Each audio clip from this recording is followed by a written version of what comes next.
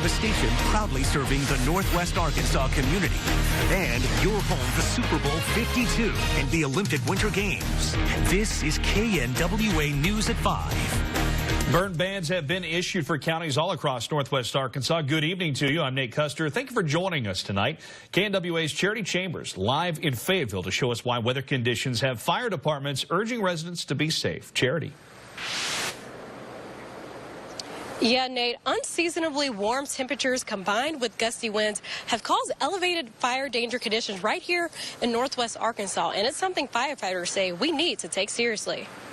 We've had 11 brush fires since last Monday. In the past 24 hours, burn bans have been issued for Benton and Madison counties, meaning burning of any kind is not allowed. Just a little trash fire or a little brush fire that gets set off because it's not being monitored correctly, it turns into a more serious incident. The dry conditions combined with high winds is cause for concern for local firefighters. Lieutenant Kristen Clark with the Huntsville Fire Department has experienced firsthand how dangerous this situation can be. It's not just for dry conditions. I know a lot of people kind of get confused and think that it's not that dry. It just rained a week ago, but a lot of it has to do with the high wind situation because it can get out of hand in a hurry. Because parts of Madison County are included in the Ozark National Forest, there's higher risk for wildfires in that area, something U.S. Representative Bruce Westerman has worked hard to try to prevent with his proposed bill, the Resilient Federal Forests Act. If you look at Arkansas and look at the 4th District, there are a lot of trees and a lot of federal timberland. So my bill is an attempt to put some sound scientific waste management practices back in place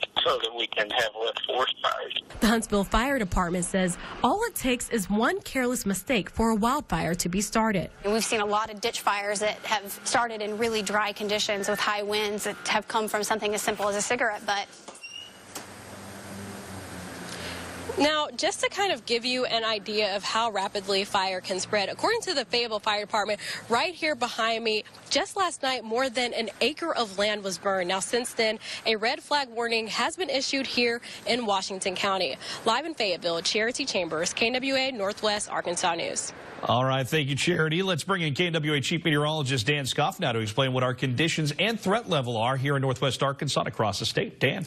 So, Nate, you might have seen on the maps that we had a red flag fire warning issued by the National Weather Service out of Springfield in southwest Missouri. One of the criteria for that red flag fire warning, which is essentially like the tornado warning, if you will, of fire danger, is relative humidity about less than 30%. Now, you'll notice our relative humidity around 35 to 45%, but we do have high fire danger all across western portions of Arkansas. It includes our entire weather coverage area.